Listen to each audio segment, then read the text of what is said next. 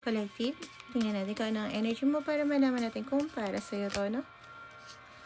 Ngayon kung hindi, huwag ka na magstay para hindi ka ma-triggered or ma-confuse, no?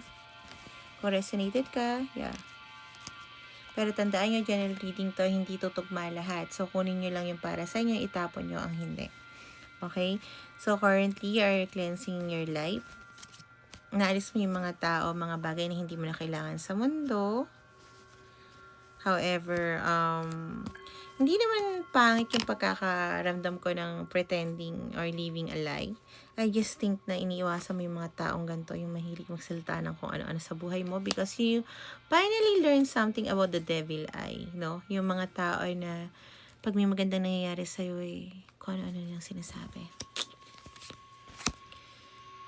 So, parang sinasabi mo sa sarili mo na, okay, balang araw makikita nyo kung ano yung bagay na inililihim ko sa ngayon. Hindi para i-punish sila. Yung nararamdaman ko lang na magbabounce back ka, baby. Yung gano'n, no? Na magandang buhay. Kasi alam mo yung madami talagang toxic sa life mo na parang hinihila ka rin nila pababa para sabihin na ikaw yung kontrabida sa buhay ng iba. Parang ikaw din yung magiging bad influence. Yung parang ikaw yung tinuturo sa mga bagay na hindi mo naman dapat mali. Okay? So, I'm proud of you kasi parang dati people pleaser ka tapos sasabihin nila lumebel ka sa kanila pero alam mo na ngayon kung anong level ang meron ka. So, tingnan natin ano ang maaaring mangyari sa'yo in the near future, no?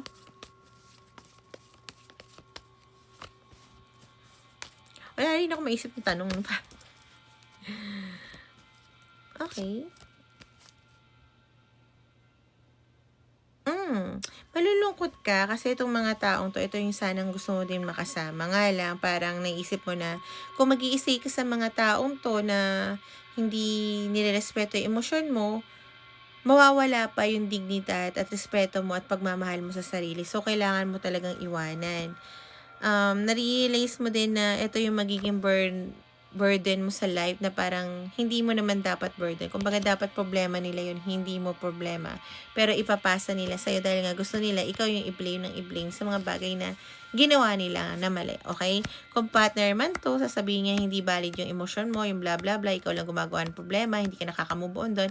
Kasi kailangan dapat i-heal pero hindi ginagawa ng partner mo. Kung mga kaibigan man to o family, hindi sila nakakaintindi dahil sariling struggles lang nila ang naiintindihan nila.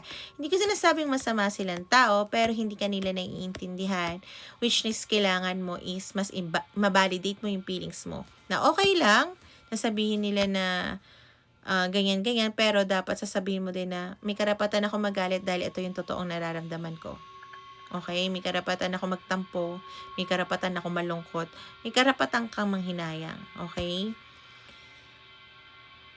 At dahil doon, dahil ibabaksak mo yung mga baggage na hindi para sa'yo, halimbawa kung may partner ka, hindi, sa'yo to, ikaw magbabayad ito, ikaw magaganyan, hindi, ialis na ako dito, yung mga ganun, or kung ano man, family mo na parang lahat ng tubig, ilaw, lahat sa'yo, ngayon hindi, hati-hati tayo, ngayon hindi lang pwedeng ako to, may pangarap ako, ibabaksak mo, magkakaroon ka ng mabilisang proseso sa buhay mo. Kasi yan din ang hinihintay ng guides mo.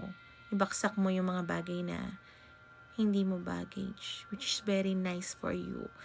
I think matagal ka ng nagiging, ayoko maging victim mentality ka, pero people pleaser, yung nararamdaman ko sa'yo, no? You remind me of me. Okay, nung noon ako. At ang hirap ibaksak, maniwala ka, yung mga bagay na kailangan ako ng ganito.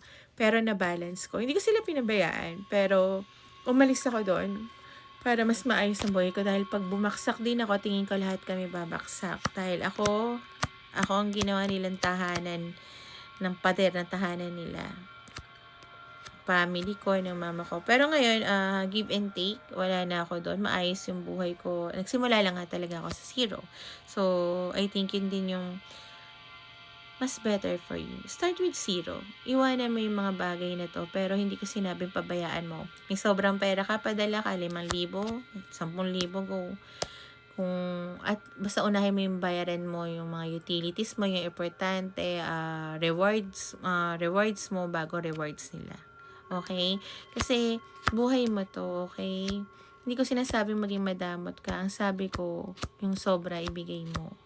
Hindi rin naman masama yung ano yung tawag dito, yung unahin yung pangangailangan. Kasi pag hindi mo binayaran yung mga utilities mo at hindi mo napapakinabangan yung kinikita mo, hindi ka nagiging masaya, hindi ka nagiging happy-happy, nakakatamad magtrabaho at tingin ko lulubog at lulubog ka. Okay?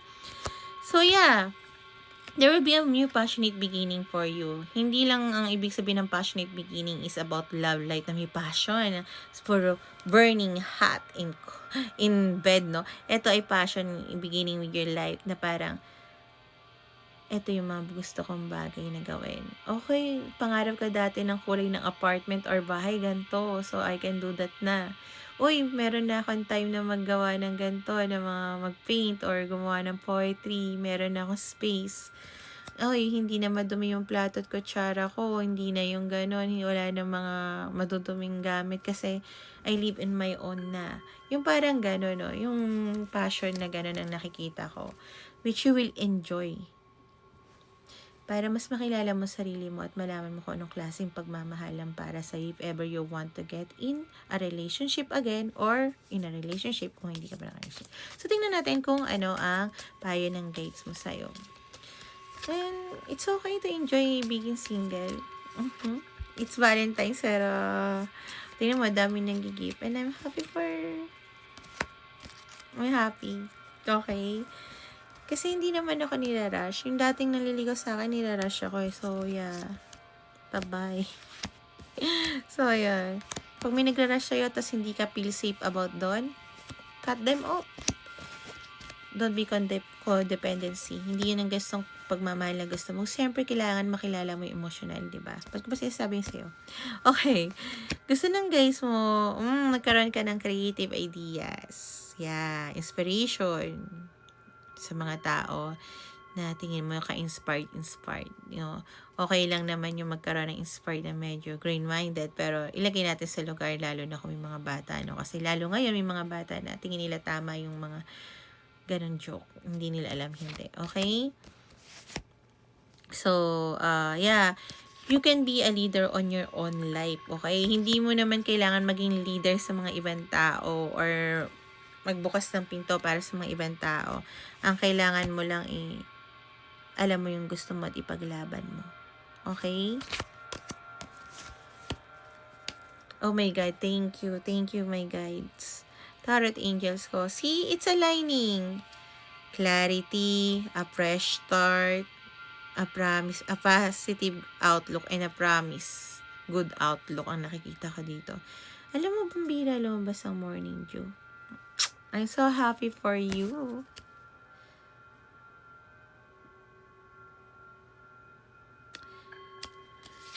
Kung may darating na opportunity sa'yo, just say yes. Ito yung makakatulong sa'yo para mag-expand ang life mo. Okay? Just trust it. Wala naman. Basta walang mawawala sa'yo. Huwag yung maglalabas ka ng pera, ha? Alam mo naman yan, madami ng scam ngayon. Yung opportunity, may applyan dito, go! Diba? Walang mawawala sa'yo. Effort at time lang. Pero wag mo nang hayaan yung may perang ilalabas ka. Wag mong gagawin. So, I hope this helped you, collective. And yeah, always make a better choice. And bye-bye! Kung gusto mo ng mas, tawag dito, mas reading na mas malalim dito, may tanong ka pa iba, you can always PM me, hindi ako magpa-PM sa'yo. Okay?